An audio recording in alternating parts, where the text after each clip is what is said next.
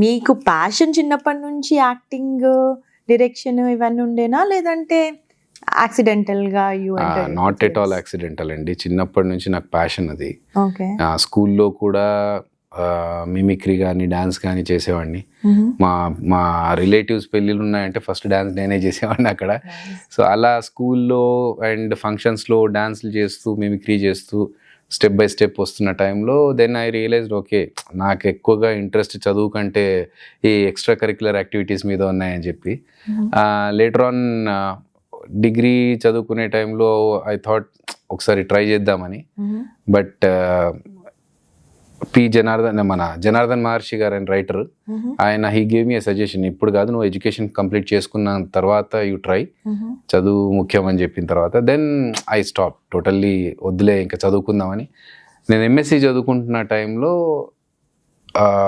Eshwar cinema కోసం auditions అవన్నీ జరుగుతున్న టైంలో నేను ఒక డాన్స్ పర్ఫార్మెన్స్ చేయడం, ఇమిటేషన్ డాన్స్ చేస్తుంటే నన్ను చూసి వాళ్ళు తీసుకోవడం జరిగింది. So it's not accidental, it's totally passion included in it. That's nice. So my first movie Eeshwar కదా? అవును, Eeshwar is my first movie. Ya, and you worked with Prabhas directly. Correct. So how was your experience?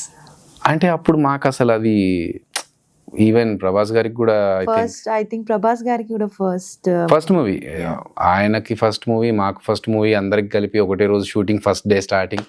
So అప్పటికే ఒక పూజా కార్యక్రమం జరిగింది Eshwar cinema. Krishnamraju గారి వారసుడు entry అని చెప్పేసి న్యూస్ పేపర్లో వస్తే చూసి అబ్బా మనకెవరైనా ఇలాంటి ఎంట్రీలు ఇస్తే బాగుండే అని అనుకున్నాను.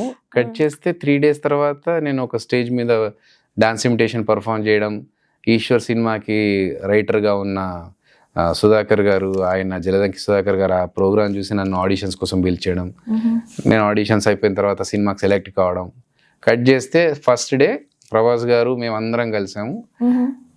అంతకుముందు ఒకసారి పరిచయం చేశారు, ఇట్లా మీ ఫ్రెండ్ క్యారెక్టర్స్ మీరు అని కొలతల కోసం వెళ్ళినప్పుడు పరిచయం చేశారు తప్ప ర్యాప్ ఏం లేదు. కట్ చేస్తే ఫస్ట్ ఓపెనింగ్ సీనే రే మామా ఈరోజు మొత్తం జాతరకు వచ్చినట్టు వచ్చారా అని చెప్పి డైలాగ్ చెప్పాలి. ఒక ర్యాప్ ఉండి అలా అనడం వేరు. కృష్ణరాజు గారి వారసుడు ఈయనను పట్టుకొని మనం అరే మామా అని చెప్పడం ఏంట్రా అనుకోని కొంచెం కన్ఫ్యూజన్. బట్ ఓకే, ఛాన్స్ వచ్చింది, చిన్నప్పటి నుంచి అనుకుంటున్న ఆపర్చునిటీది. సో ఏమాత్రం బెరుకు లేకుండా స్టార్ట్ చేసాము. అందులో భాగంగానే ప్యాంట్ తీసి నేను నిక్కర్లోంచి డబ్బులు తీయాలి. సో అది that was also on my first day of shoot. Prabhas గారు ఏంటంటే ఫుల్ సిగ్గు ఆయనకి, అస్సలు ఎక్కువ మంది ఉంటే ఆయన చాలా మొహమాట పడుతూ ఉంటారు, సిగ్గుపడుతూ ఉంటారు.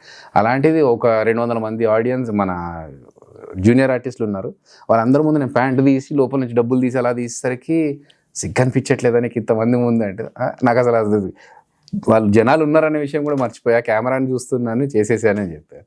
సో ఇట్ వాజ్ వర్కింగ్, ఆ ఎక్స్పీరియన్స్ ఈజ్ అమేజింగ్. ఎందుకంటే అప్పటికి ప్రభాస్ గారు ఇప్పుడున్న స్టార్డమ్ కానీ లేకపోతే యూనో యూనివర్సల్ యాక్టర్గా పేరు వచ్చింది, ఇప్పుడున్న పేరు అప్పుడు అంతా ఏం లేదు. ఫస్ట్ మూవీ కదా, it was like all of us are from the same place, అందరికీ ఫస్ట్ టైం కెమెరా ఫేసింగ్, ఆ experience వేరుంది.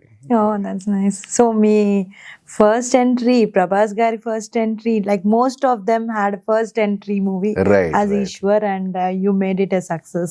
That was a blockbuster movie. Yeah.